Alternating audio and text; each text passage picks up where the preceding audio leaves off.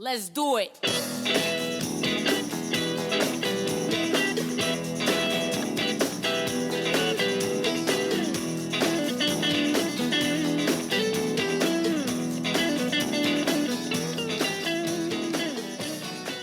All right, welcome to another edition of Screw the News. Old Pelvis is over the moon tonight. I've been looking forward to this segment for weeks now. We're gonna feature 5 different artists doing a rendition of a song that I wrote called Taxi. And this song was inspired by a weird taxi ride I took back in, I think it was around 1995 down in Austin, Texas.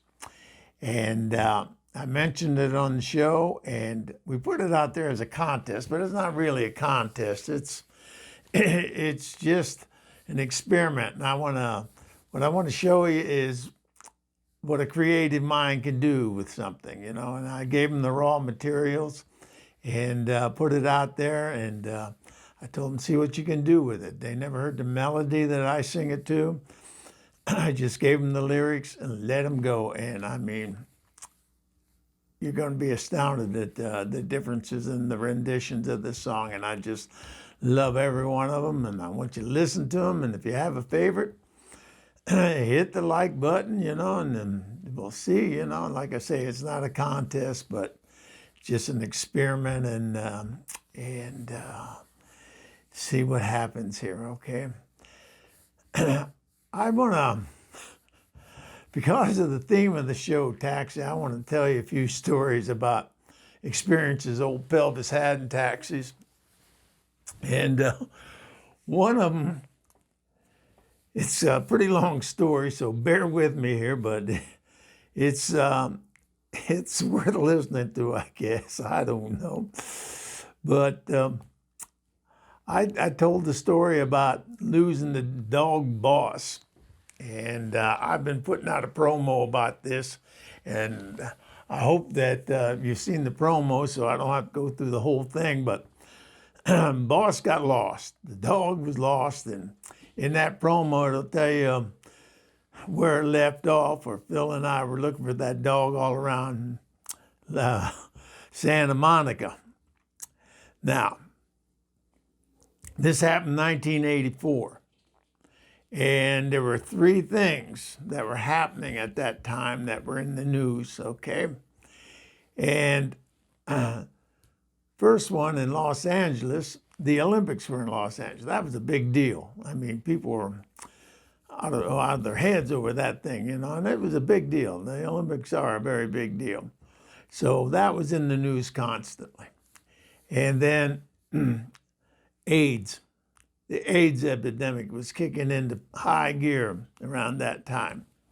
Okay, and that was scaring the hell out of people. I mean, you know, they didn't know where it was coming from, what it was doing, and who it was doing, and all that. And it started out as the homosexual disease, so everybody's down on the homosexuals, and I mean, it was remarkable, you know, and they just looking for the source of this. And I mean, the people were scared, you know, but primarily at the beginning, they just affected homosexuals. And then all of a sudden it made a crossover and everybody was getting that thing. I mean, and they put out this notification, that scare people and doing the right thing and protecting themselves, having sex. They said, listen, this is the way it works. If you sleep with one person, you sleep with this woman, you slept with everybody that she slept with. Well, hell, that scared me and a bunch of other people. Hell, there were men, and me included, walking around. Even if you weren't having sex, you had a condom on. You know, you put a jacket on Jimmy no matter what. So it wasn't quite that bad, but you think that this pandemic going on right now, this lockdown, you can't leave the house, you think people pissed off about that? Should see what was going on back then when they told you you can't hit the good thing. Stay away from the good thing. It's going to kill you. Well, hell, you know, men get mad about that. They get mean. They can't get next to the good thing. They get mean, and so they're turning on the homosexuals or anybody else that they think is responsible for this. And as a matter of fact, here's how weird it got. They saying that AIDS came from monkeys. So there are people out there looking for the guy that hit the monkey first. Who's hitting the monkey? We got to find out who the guy is that hit the monkey. I mean, it was ridiculous as hell, you know. And the reason it scared Pelvis so much is I was a roller back in those days, but I was in my prime and I was rolling with it. And you know, that saying came to my mind: "He who lives by the sword dies by the sword." Now, I don't want you people think I'm here swinging a sword, you know, but that's just a saying. And you know, if I said to you, "He who lives by the pocket knife dies by the pocket knife," it just doesn't have the same bang, you know, as the sword and swinging the sword and all that. So, but you know, I don't want to cut myself short with my pocket knife here, but it's a lot like one of those Swiss Army knives. It's got a lot of little attachments. You can do a lot of different things with it. You know what I'm saying there, girls? Well, anyway, getting back to the story here. The third thing that was going on is there was a guy in San Francisco, poor guy dying of AIDS, a homosexual dying of AIDS. And he made a mistake, according to the media, to invite all of his friends to the hospital, have a last meal with him.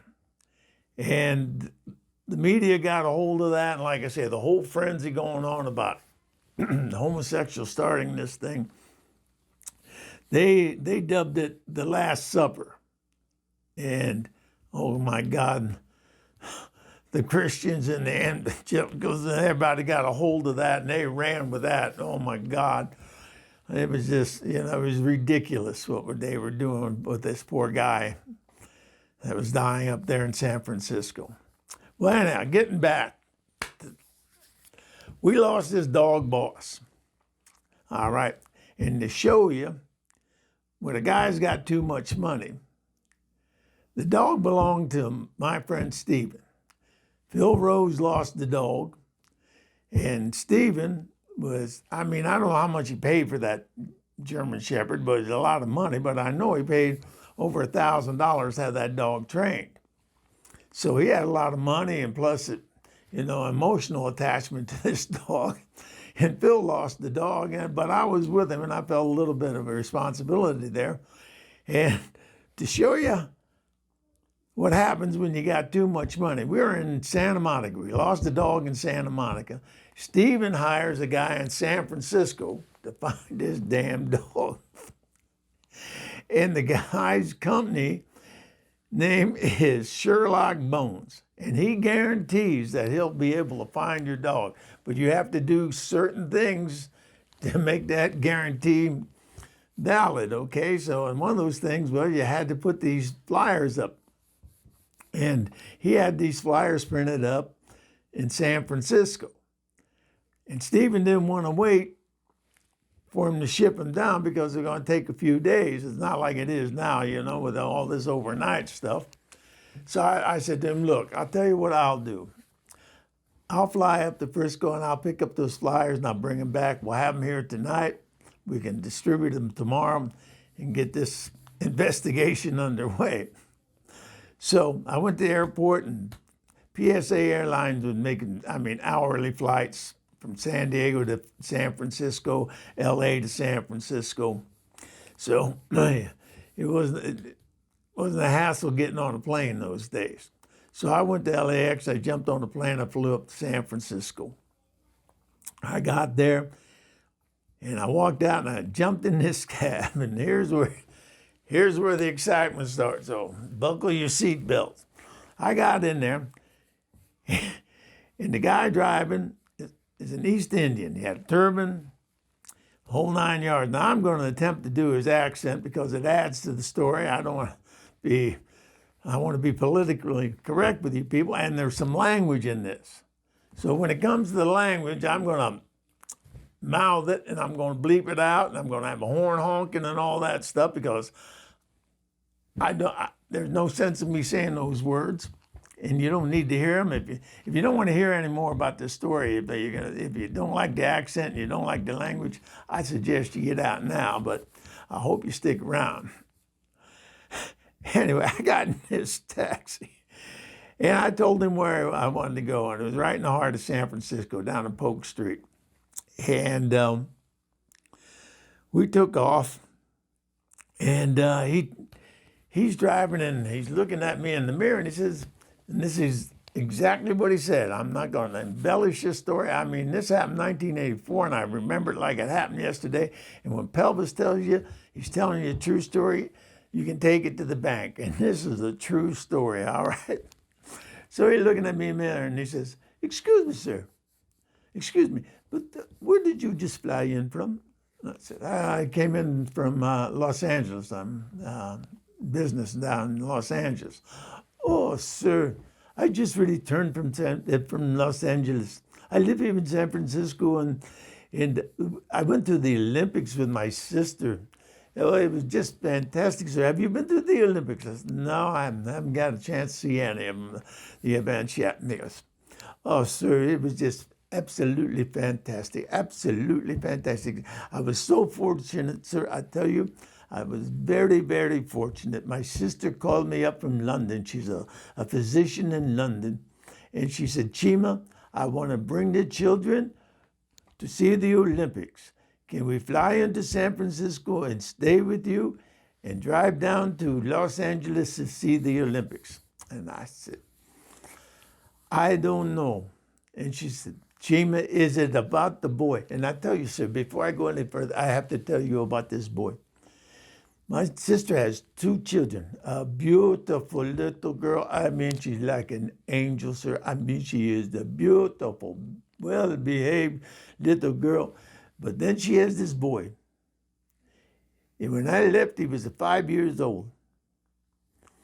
And I tell you, sir, the only way I can describe this boy is he's a little prick. He is a little prick. I tell you, sir, this boy has the devil in him. He is a prick. I tell you what happened to me, sir.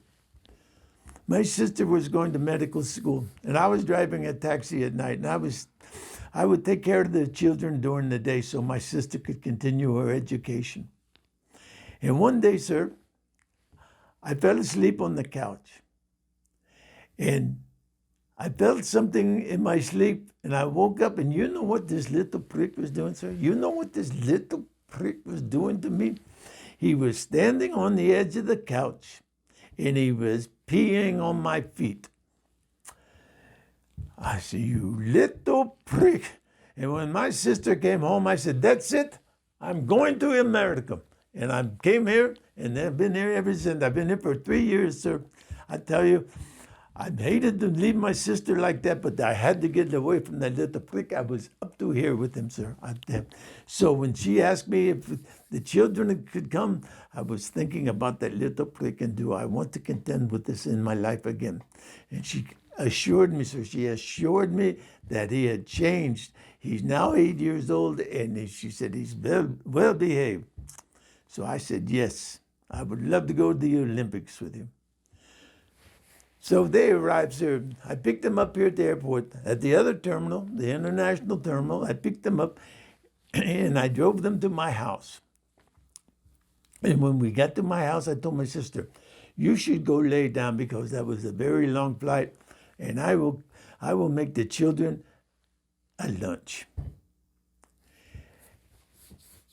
And so my sister goes to the bedroom, and I'm standing there, and I look down, and this little prick is looking up at me, and I'm looking down at him, and I said to myself, "Nothing has changed, has it? Nothing has changed. You're still a little prick." I said this to myself. I could see it in his eyes, sir. This little prick looking up at me, and I'm looking down at him, and I just knew it, sir. So I told him, "You go sit at the table. Your Uncle Chima will make you lunch." So the children were sitting at the table, and sir, I made them a beautiful lunch, a beautiful lunch. I made them a toasted cheese sandwich on wheat bread, and I opened up a can of Campbell's alphabet soup. And I put the soup in the bowl, one bowl for each child, And I set the bowl down, and I put the sandwich on a separate plate, sir, and I set that down, and it was a beautiful lunch. I said, now you children eat. I'm going to go fix myself something to eat. I was over by the stove, sir. And this, you know what this little prick did? You won't believe when I tell you what this little prick did. I'm over there and I'm cooking my lunch. And he says, Uncle, look. And I walked over, sir, and you know what, sir? I looked down, and you know what this little prick did? He went through that alphabet soup and he pulled letters out. And on my table, with the letters from the alphabet soup, he spelled out,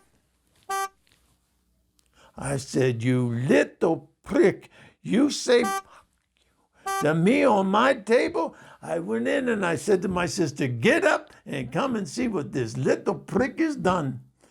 She goes, Chima, what is it? I said, come and see what this little prick has done. And we walked over to the table, sir, and I said, look. And we looked down, and you know what that little prick did, sir? You know what he did? He ate the... I said, I'm going to choke this child. I told my sister, I am going to choke him. She said, Chima, please, give the child a chance. No, excuse me, sir. And he says, excuse me, sir, we're coming into town and we're getting close to your address you gave me. And he said to me, he says, excuse me, sir. He said, can I ask you a question? I said, yeah, you can ask me a question. I was holding back my laughter. I said, yeah, you can ask me a question. He said,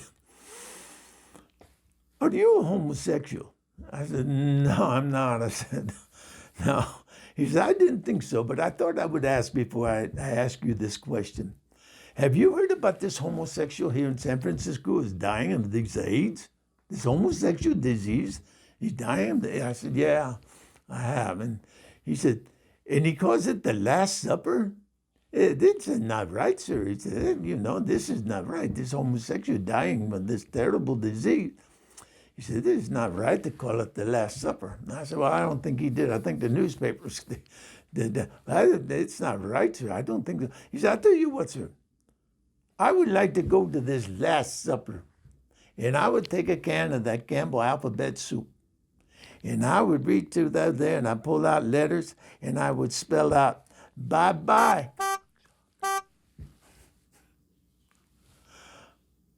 I couldn't believe what I was hearing. I couldn't believe it. I got out of that cab and I was halfway laughing and I was in total disbelief. I went, oh my God, oh my God. And I stood there in that curb and I thought for a minute and I went, oh my God, I hope I live long enough to see where somebody like this poor man dying of this disease, people will have compassion for him. And I would go to that Last Supper and I would take a can of that Campbell alphabet soup and I'd dig through there and I'd pull letters out and I'd spell out, go in peace. So that's my taxi story in San Francisco. All right. And I'm going to give you the conclusion of what happened with Boss. Mark put up $1,000 reward. And months went by, 2 months went by. And one day he gets a call and this guy found Boss in his backyard and he didn't see any of the flyers or anything. Boss had a tag on him and he was so weak from hunger that he wasn't aggressive or anything with this guy. And the guy got Mark Stevens' phone number off of that tag and called him. And Stephen did pay him the $1,000. So there was a happy ending to this. Eat your Campbell alphabet soup and spell out whatever you want. We're going to ride in some taxis tonight. And our first song we're going to hear, rendition of my song, is Daniel Allred from Sandy, Utah. Now, when I send him these lyrics, he was the first one to send it back to me. And he said to me, I got a ZZ Top vibe off of these lyrics. Well, hell, I've got a theory that you send him the lyrics to Jingle Bells, he would get a ZZ Top vibe off of it. You know, Daniel's in that groove. and he's a hell of a nice kid, and I'm glad he did this with us. And here's his rendition of Taxi. Take it, Daniel.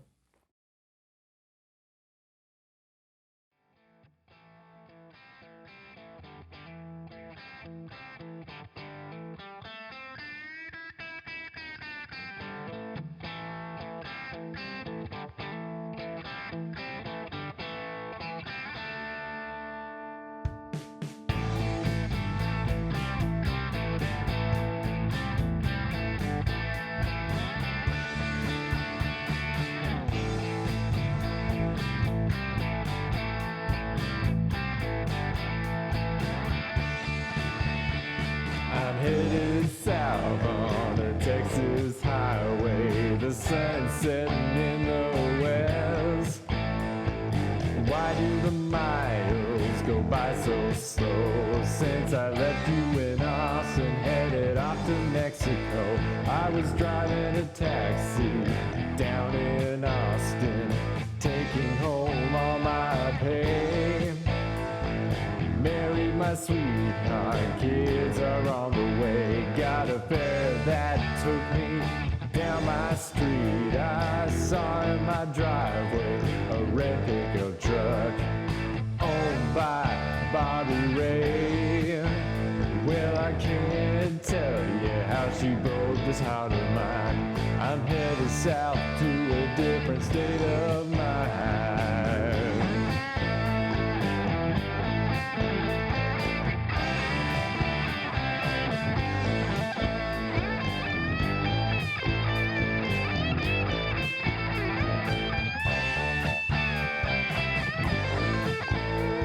Deep down inside, I'm torn apart.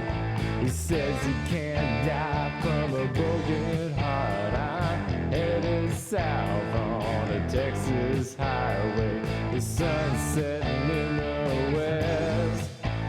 Across the border of Laredo, I'm south of the Rio Grande. In a roadside Mexican bar with tequila in my hand. Brown-eyed lady saying words I don't understand. Maybe the string can help me forget, and maybe she can ease this pain. I've got to keep heading south or I'll just go insane. And I can't tell you how she broke this heart of mine. I'm headed south to a different state of mind.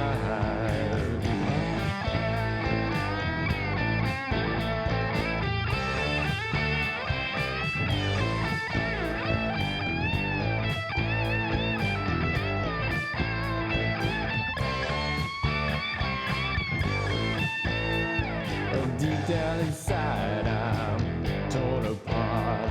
He says he can't die from a broken heart. I'm headed south on a Mexican highway. The sun's setting in the west. Why do the miles go by so slow? Since I left you in Austin, headed off to Mexico.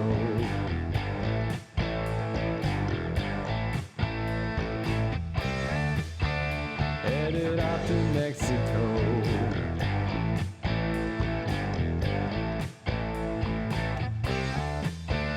Headed off to Mexico.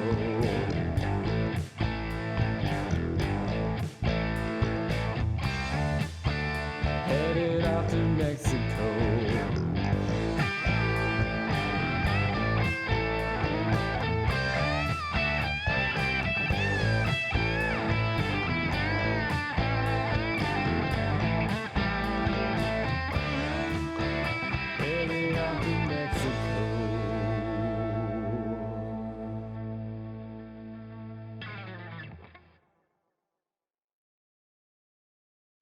All right, Daniel Allred.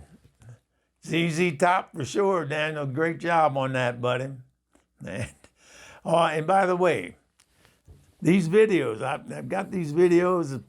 I made these videos of putting the music in a truck and listening to it on the radio because, you know, if I just played the music to you guys get bored with hearing it. And, you know, put a little video to you, you can watch the scenery go by. All of these were taken in Europe.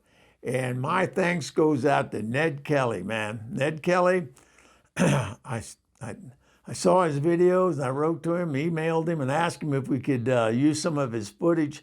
And he wrote right back to me. He says, use whatever you want, just give me credit for it. Well, here you go, Ned.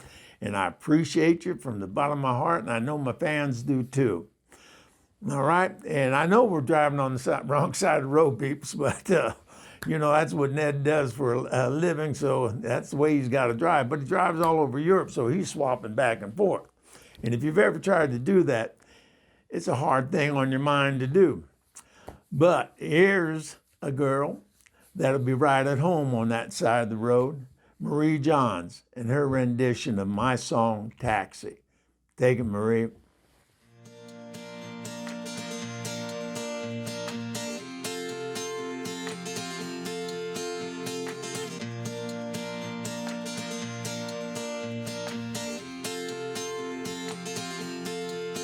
I was driving a taxi down in Austin, taking home all my pay.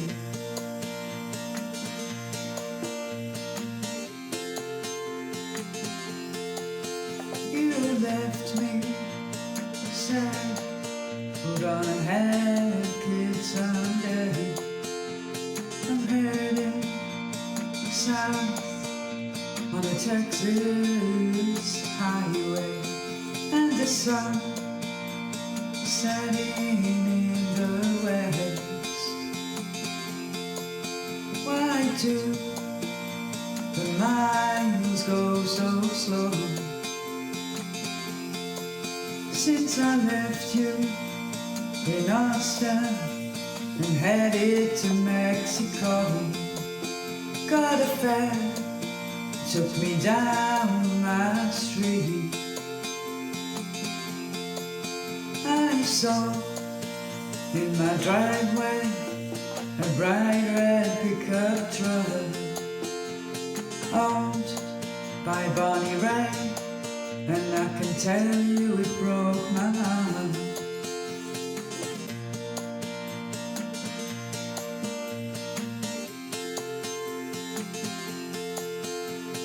Headed south to a different state of mind. Deep down inside, I'm torn apart. Who says you can't die from a broken heart?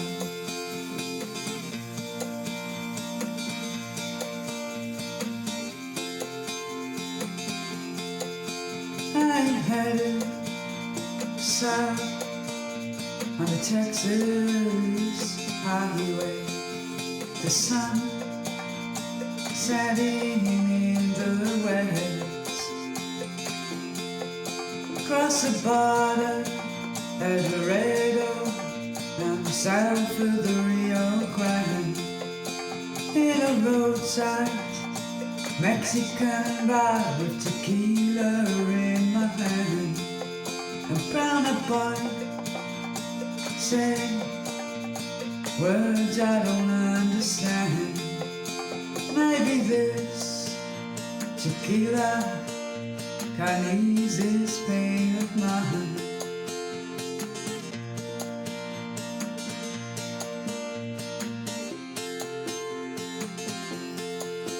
I'm headed south to a different state of mind. Deep down inside, I'm torn apart.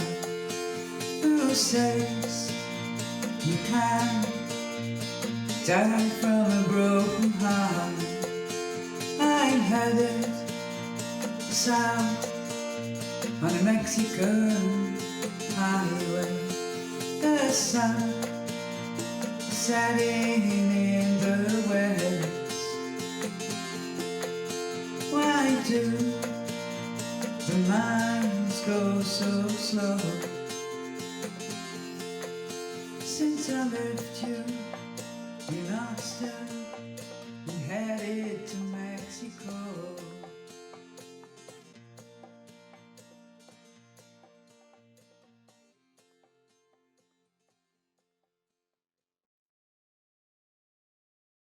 The girl's got a sweet voice on her, a sweet voice on her.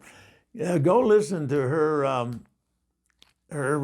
song on Reverb Nation, "Impossible Love."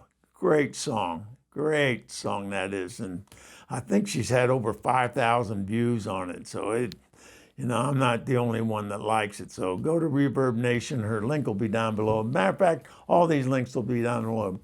Ned Kelly's and Daniel Allred, Marie Johns. Everything will be down there. Everybody that's participating in this, you can catch your links down below. And do me a big favor. Go to Ned Kelly's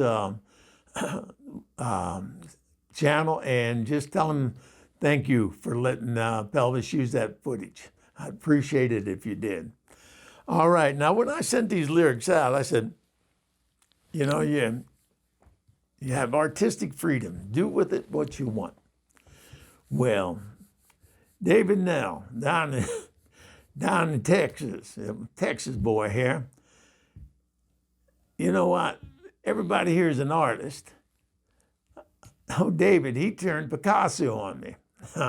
This is a completely rendition than anybody else's, and it's completely fine. If my inspiration inspired somebody else to do something else, warms my heart that it did. So here's David Nell, his rendition of my rendition of Taxi. And I love this one too. I like this song a lot. All right, take it, David.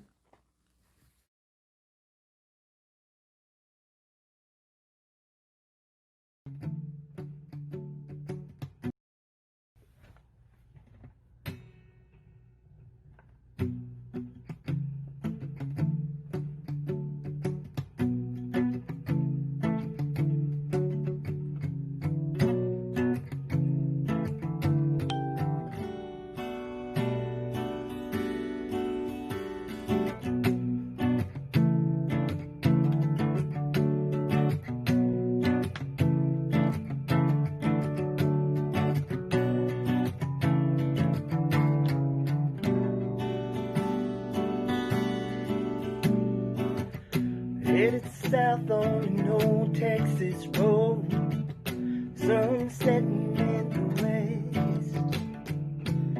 Why the miles do they go by so slow? Like a lost song.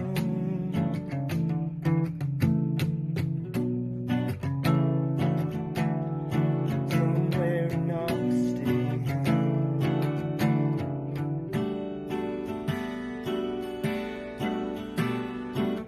Now I'm headed off to old Mexico. Took a taxi from Boston. Cab driver said, here is your fare. But I lost it.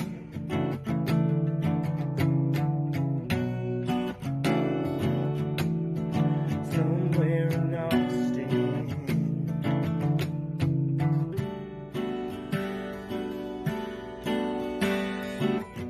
On my driveway, big red truck. Driver beating up a Honda. Saw you holding that other man tight. So I shot him.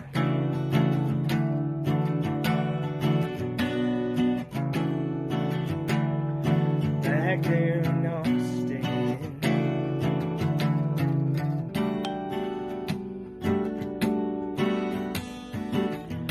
I can't tell you how she broke this heart of mine.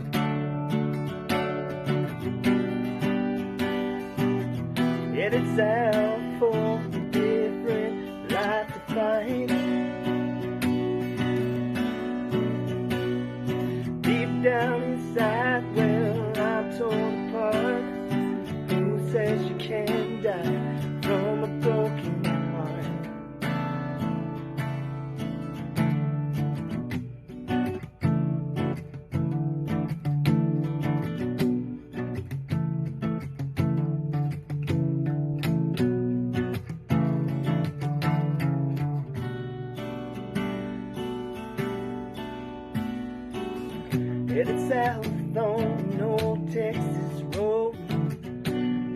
sun setting in the west. Crossed the radio an hour ago. I think I lost him.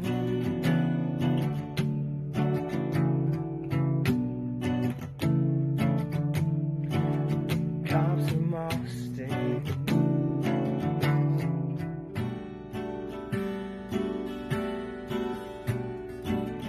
Will I ever stop seeing your face every time I'm away? Maybe time will erase all this pain.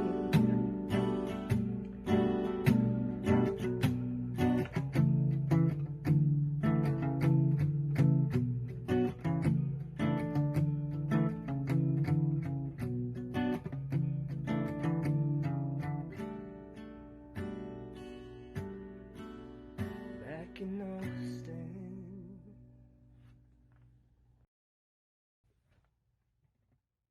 I told you it was different, and you'll see that in the next two that are coming up also. But that's all right. That's a good song right there. And he's a hell of a musician. I like this guy a lot. And again, all of his information will be down below. Everybody's information will be up here on the screen when the song's playing and all that. So give him a shout out. Tell him you liked it. You know, tell him you heard the song. Tell him you saw the show. Do all that. Give him a like. Do all that.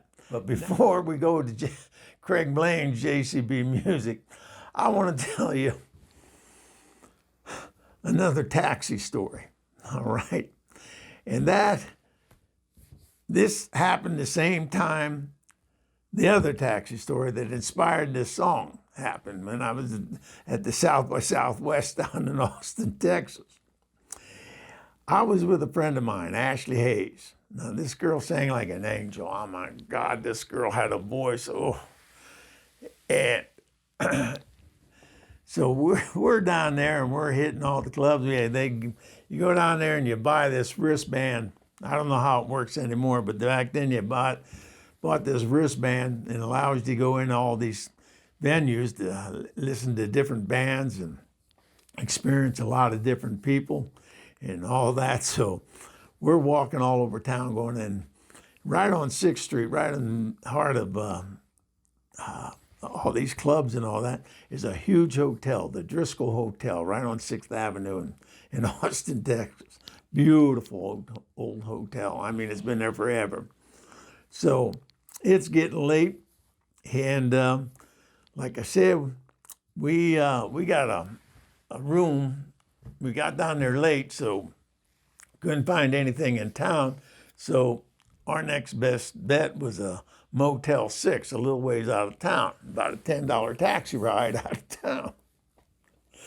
So we jump in this cab right in front of the Driscoll Hotel, and this guy behind the wheel had the thickest accent you ever want to hear in your life. And not only that, something you rarely find in a car, in a taxi, he had his girlfriend with him.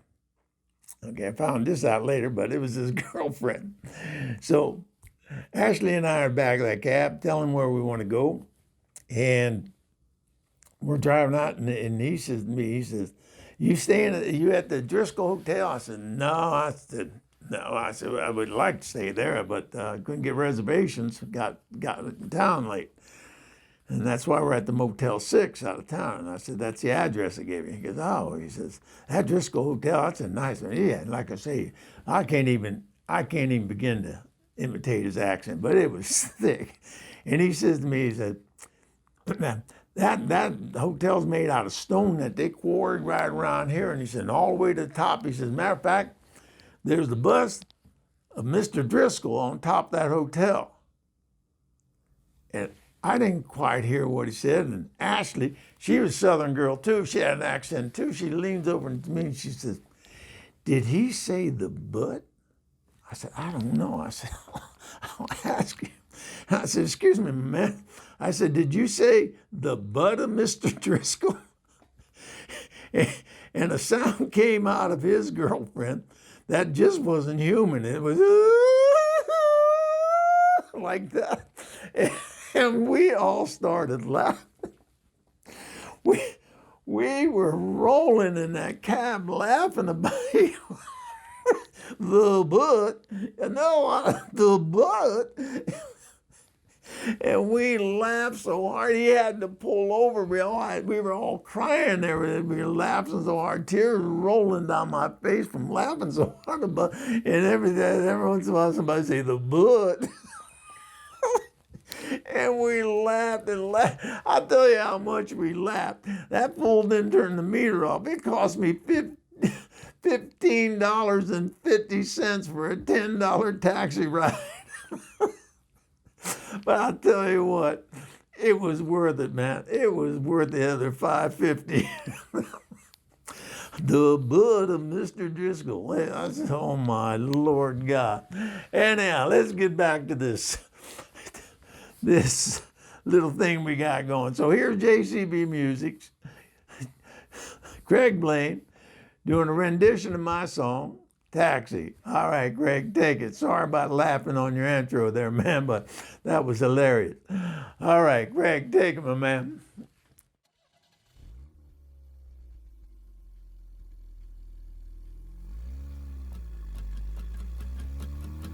I'm headed south on the Texas highway. The sun's setting in the west.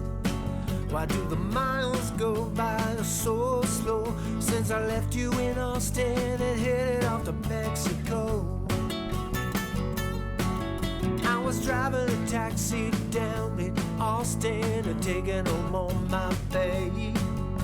I married my high school sweetheart. We were gonna have kids someday.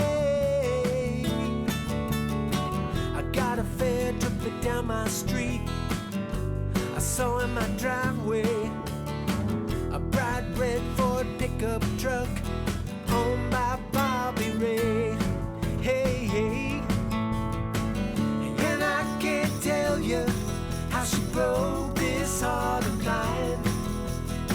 I'm headed south to a different state of mind. Deep down inside, I'm torn apart. Who says you can't die from a broken heart?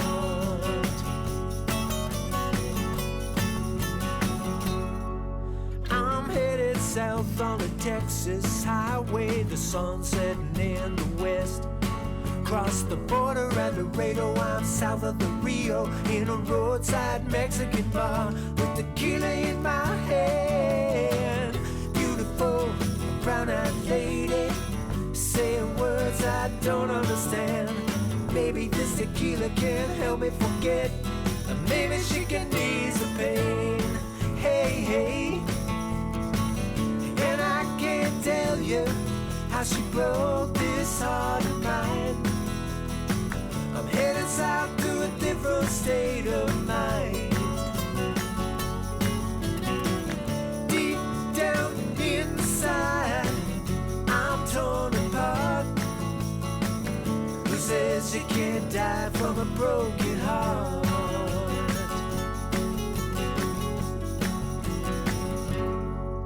I'm headed south on a Mexican highway. The sun's setting in the west. Why do the miles go by so slow? Since I left you in Austin, headed off to Mexico. Headed off to Mexico. Headed off to Mexico.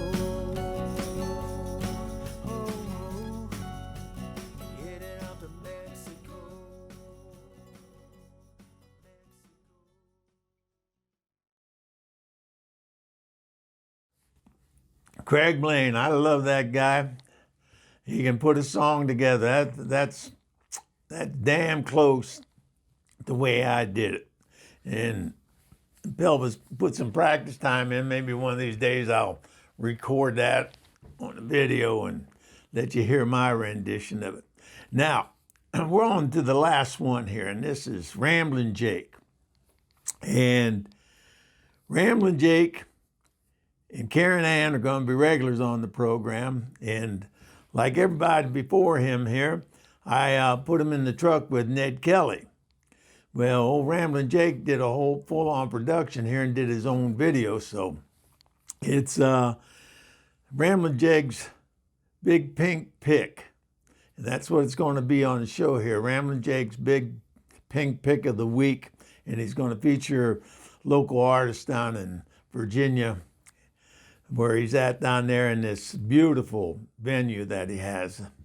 And but for right now, he's going to do a rendition of my song "Taxi" with some of his band members down there. And I don't want you to go after his song, because I got another taxi story to knock your socks off. All right.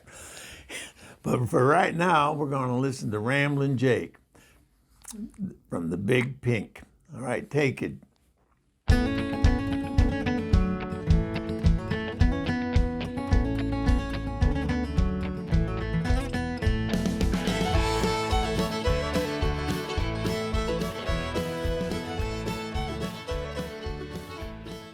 Hello everybody, it's Ramblin Jake, here with Through Therapy. Ray Bruce, our front man, Ian Lyons over there on bass, Kurt Patterson back here on percussions. We're really excited about doing Taxi, an original by Bruce Dunn. Here we go.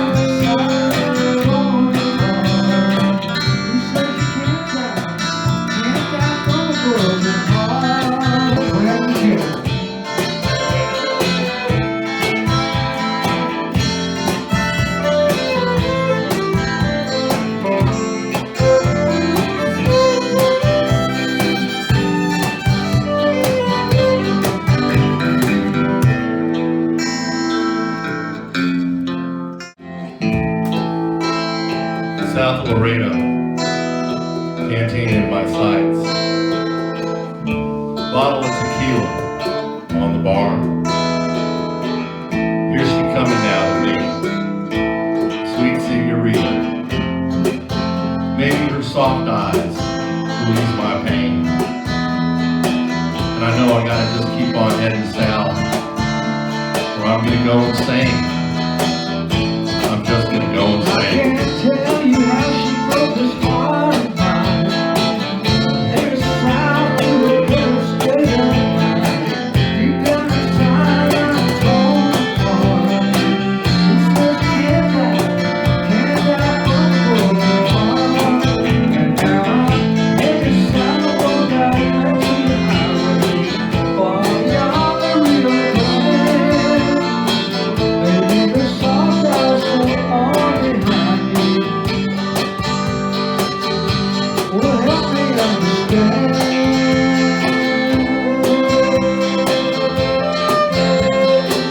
Oh, help me understand.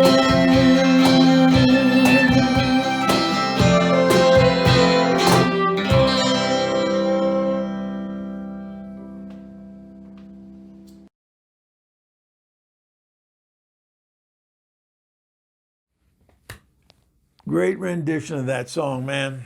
Great, great, great, great. I like that a lot.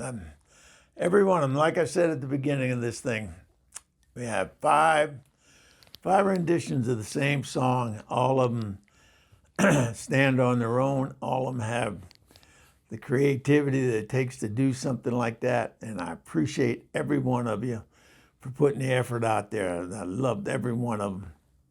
And I hope you people go out and go to their Reverb Nation sites. With all of that will be down there. And while you're down there, hit that subscribe if you haven't done it already.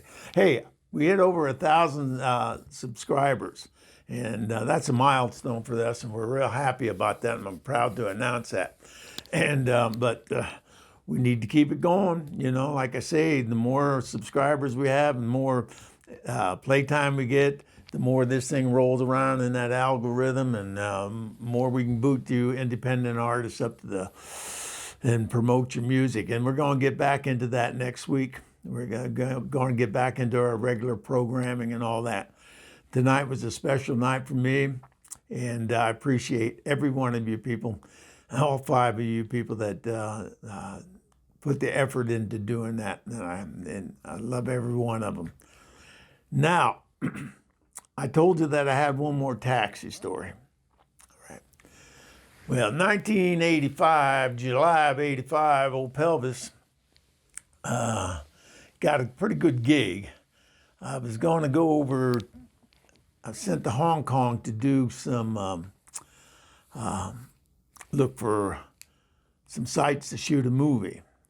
And the only thing I had to do is walk around Hong Kong and surrounding areas there, take pictures for locations, for different scenes for this movie. And it was a sci-fi movie called Burning Chrome. Had no idea what the hell chrome was in those days, man. I had no idea that. You know, 85, hell, I didn't come around a computer until the early 90s, so, you know, Chrome, I had no idea what it was. But anyhow, this, I was there with another guy, James Schumann. And James, he was a crazy, oh my God, crazy English guy. I love this guy, man. We laugh and scratch and have a good time. Oh my Lord. And I'm going to tell you a little secret. James got there before I did, and I don't know how he met this girl or how he swung this thing. I got my theory, and I don't want to express my theory right now, and maybe later on I'll tell you what my theory is. But he had this girlfriend when I met up with him in Hong Kong, a girl by the name of Sophie, and she was an Irish girl, blonde, pretty girl. But she was a hooker in Hong Kong, okay? And her and James became a couple, you know, and then, you know, and I'll tell you what, Sophie and I became really good friends. And I'm telling you guys out there, you single guys, you got married guys, don't even listen to this because it'll drive you nuts.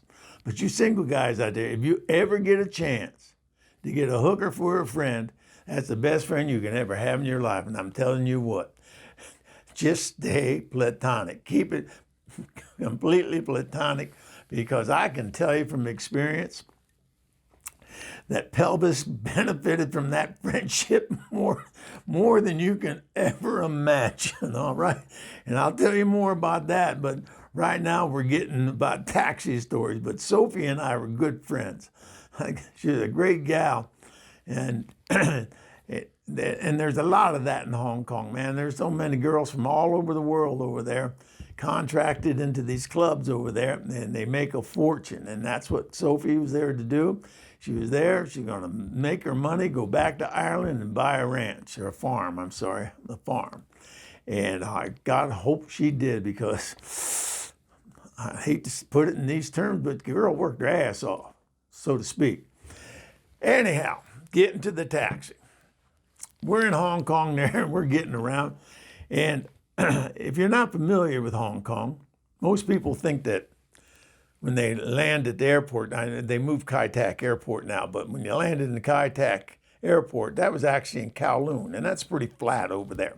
But Hong Kong is an island that just comes up out of that harbor there, and I mean, it goes straight up into a mountain. It's just a mountain that's sticking out of the harbor. And so you have Central, which is down by it's pretty flat down there, but then it starts up this hill. It starts up that mountain. So it goes from Central to the mid-levels to the peak. But when we were first there, we were staying in hotels. And that was all down in Central. And then what happens in Hong Kong is the expats, the British, go home for holiday, and they put their flats up for rent for a six-week period of time. Well, both James and I rented a flat in this hotel, in this building on a street called Glen Ely, which was in the mid-levels. And by a flip of the coin, I got the penthouse apartment on the top floor of this building, and he was 2 floors below me. And to get into a cab in Central and try to tell a Chinese cab driver your address on Glen Ely, I mean, it was damn near impossible to get home. And so Sophie, one day we were telling her about our problem getting in these cabs. And our building was right around the corner from the most happening spot in Hong Kong, a place called Lai Kwai Fong. And Lai Kwai Fong had all these bars. They had a bar in there called 1997. And if you don't know the significance of 1997 to Hong Kong, that's when the British rule ended, was in 1997. So this bar was named after that treaty of 1997 was going to end. So the bar was 1997. There was disco, and a whole bunch of others. And so Sophie says, listen, she said, when you guys get in the cab, you want to go home, just tell the cab driver, just say this, disco ungoy. That means the name of the club, please. Okay. And so it worked. We get in the cab in Central and say, disco ungoy. And they look at us strange every time. We get in that damn cab, 2 of us, and say that, these cab drivers would look and they shake their head and take off. And when we'd stop and pay it and we get out, as we're getting out, we heard this, I mean, almost 100% of the time, we heard the cab driver mutter, "Dule lomo." Now, dule lomo, I'm not going to say what it is in English, but it's a 2 words, and one of the words is mother. All right, so you put it together, but they'd shake their hand and go, "Dule lomo." And I said to Sophie, Sophie, we get some weird looks from these cab drivers when we get in there and tell them, disco. I'm going, what are we saying wrong? She says, oh, no, you're not saying anything wrong. Disco is a gay club.